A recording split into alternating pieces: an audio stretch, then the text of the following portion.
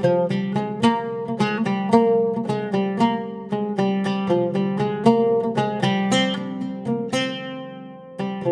இன்னைக்கு கோவில் சர்க்கரை பொங்கல் எப்படி பண்ணுறதுன்னு பார்க்க போகிறோம். இது ரொம்ப டேஸ்டியாக இருக்கும்.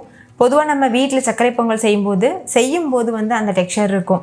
ஆனால் செஞ்சு முடித்ததுக்கப்புறம் நல்லா ஆறுனதுக்கப்புறமா ரொம்பவே ஹார்டாயிரும். அந்த மாதிரிலாம் இல்லாமல் ஆறுனதுக்கப்புறமாவும் டெக்ஸ்சர் கரெக்டாக இருக்கிறதுக்கு சில டிப்ஸ் ஃபாலோ பண்ணால் போதும். அதே மாதிரி கோவிலில் கிடைக்கிற பிரசாதம் சுவை வர்றதுக்கு இந்த ரேஷியோவில் பண்ணுங்கள்.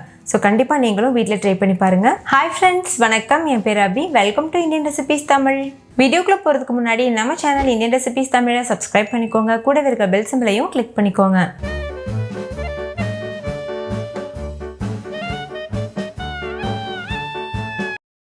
ஃபஸ்ட் இந்த ரெசிபி பண்ணுறதுக்கு ஒரு மிக்சிங் பவுல் எடுத்துக்கோங்க. அதில் 1 கப் அளவுக்கு பச்சரிசி சேர்த்துக்கோங்க. பொங்கல் பச்சரிசி யூஸ் பண்ணிங்கன்னா இன்னுமே ரொம்ப நல்லாயிருக்கும். 1/4 கப் அளவுக்கு பாசிப்பருப்பு சேர்த்துக்கோங்க. சேர்த்துட்டு தண்ணி சேர்த்து 2-3 டைம் நல்லா வாஷ் பண்ணிக்கோங்க. வாஷ் பண்ணதுக்கப்புறமா ஒரு 1/2 மணி நேரம் ஊற வச்சுக்கோங்க. 1/2 மணி நேரம் ஊறினதுக்கப்புறம் தண்ணியை வடிச்சிட்டு இந்த அரிசியும் பருப்பையும் ஒரு குக்கருக்கு மாற்றிக்கோங்க.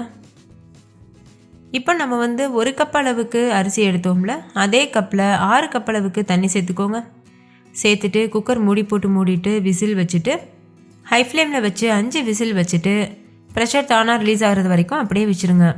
அடுத்து ஒரு கடாயில் 2 கப் அளவுக்கு வெல்லத்தை நுணுக்கி எடுத்துக்கோங்க. கூடவே 1/2 கப் அளவுக்கு தண்ணி சேர்த்துக்கோங்க.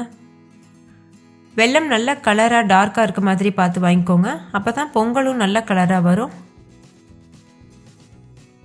இன்னொரு பக்கம் அரிசியும் நல்லா வெந்திருக்கு. தொட்டு பார்த்தீங்கன்னாவே தெரியும், நல்லா மசிஞ்சு வந்திருக்கு.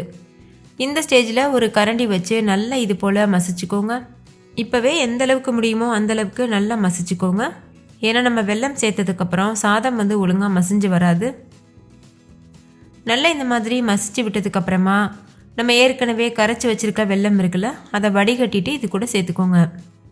வெல்லத்துக்கு பாகு எதுவும் காய்ச்சணுன்னு அவசியம் இல்லை. ஜஸ்ட் அந்த வெல்லம் கரைஞ்சாவே போதும். இப்போ பாருங்கள், நல்லா மசிச்சாச்சு. பொங்கல் செய்யும்போது அரிசியே தெரியக்கூடாது. இந்த மாதிரி இருந்தால் தான் நல்லா சுவையாக இருக்கும். இப்போ ஒரு வடிகட்டி வச்சுட்டு நம்ம கரைச்சி வச்சுருக்க வெல்லத்தை இது போல் வடிகட்டிடலாம். நீங்கள் மண் இல்லாத வெல்லம் யூஸ் பண்ணுறீங்கன்னா வடிகட்டணும்னு அவசியம் இல்லை. இப்போ இதை நல்லா மிக்ஸ் பண்ணிக்கோங்க. கொஞ்சம் கூட கட்டிகள் இல்லாமல் நல்லா மிக்ஸ் பண்ணிடுங்க. மிக்ஸ் பண்ணதுக்கப்புறமா ஸ்டவ் ஆன் பண்ணிவிட்டு ஹை ஃப்ளேமில் வச்சு ஒரு 5 நிமிஷத்துக்கு கைவிடாமல் கிளறிக்கோங்க. அப்போ தான் அந்த பொங்கலும் அரிசியும் ஒன்று சேர்ந்து வரும். இப்போ பாருங்கள், நல்லா மிக்ஸ் பண்ணியாச்சு. இப்போ ஒரு 5 நிமிஷத்துக்கு இது போல் கிளறி விட்டுட்டே இருக்கணும். அப்போ தான் அடிப்பிடிக்காமல் இருக்கும். பாருங்கள், பொங்கலோட டெக்ஸ்சரே பார்க்குறதுக்கு சூப்பராக இருக்குது. இந்த ஸ்டேஜில் இது கூட ஒரு 1/4 கப் அளவுக்கு நெய் சேர்த்துக்கோங்க. நெய் சேர்த்து பண்ணும்போது பொங்கல் ரொம்ப நேரம் ஆனால் கூட கெட்டிப்படாமல் நல்லா சாஃப்டாகவே இருக்கும். நெய் சேர்த்து நல்லா மிக்ஸ் பண்ணிவிட்டு ஸ்டவ் ஆஃப் பண்ணிடுங்க. இப்போ ஒரு தடுக்கா பேனில் 2 டேபிள் ஸ்பூன் நெய் சேர்த்துட்டு ஒரு கைப்பிடி அளவு முந்திரி பருப்பு, ஒரு கைப்பிடி அளவு உலர் திராட்சை, இது ரெண்டையும் பொன்னிறம் வர வரைக்கும் வறுத்துக்கோங்க. ஸ்டவ்வை லோ ஃப்ளேம்லேயே வச்சுட்டு வறுத்துட்டு நம்ம செஞ்சு வச்சுருக்க பொங்கல் கூட சேர்த்துடணும். இப்போ பாருங்கள், நல்லா வறுபட்டுச்சு. இப்போ நம்ம ஏற்கனவே ப்ரிப்பேர் பண்ணி வச்சுருக்க பொங்கலில் சேர்த்துட்டு நல்லா மிக்ஸ் பண்ணிடுங்க. ஃபைனலாக இதில் கொஞ்சமாக ஏலக்காய் தூள் சேர்த்து நல்லா மிக்ஸ் பண்ணிடுங்க. கடைசியாக ஏலக்காய் தூள் சேர்க்கும்போது பொங்கல் நல்ல வாசனையாக இருக்கும். நான் 1 டீஸ்பூன் அளவுக்கு ஏலக்காய் தூள் சேர்த்துருக்கேன். சேர்த்து நல்லா கலந்துட்டு நம்ம இந்த பொங்கலை சுட சுட சர்வ் பண்ணிடலாம். அவ்வளோதான், கோவில் சர்க்கரை பொங்கல் சூப்பராக தயாராகிருச்சு. இதில் நீங்கள் ஒரு பிஞ்ச் அளவு பச்சை கற்பூரத்தை நசுக்கிட்டு சேர்த்திங்கன்னாலும் கோயிலில் கிடைக்கிற பொங்கல் மாதிரி நல்லா வாசனையாக இருக்கும். ஆனால் நான் இன்றைக்கி அது எதுவுமே சேர்க்கலை. இப்படியே சாப்பிடும்போதுமே ரொம்ப ருசியாக இருந்தது. ஸோ நீங்களும் கண்டிப்பாக இதே மெத்தடில் ட்ரை பண்ணி பாருங்கள். வீட்டில் இருக்க எல்லோரும் என்ஜாய் பண்ணி சாப்பிடுவாங்க.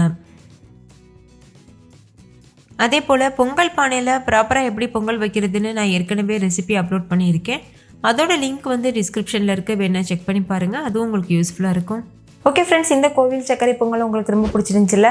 பிடிச்சிருந்தா லைக் பண்ணுங்கள், உங்கள் ஃப்ரெண்ட்ஸ் கூட ஷேர் பண்ணுங்கள். நீங்களும் வீட்டில் செஞ்சு பார்த்துட்டு டேஸ்ட் எப்படி இருந்ததுன்னு கமெண்ட்டில் சொல்லுங்கள். தேங்க்யூ.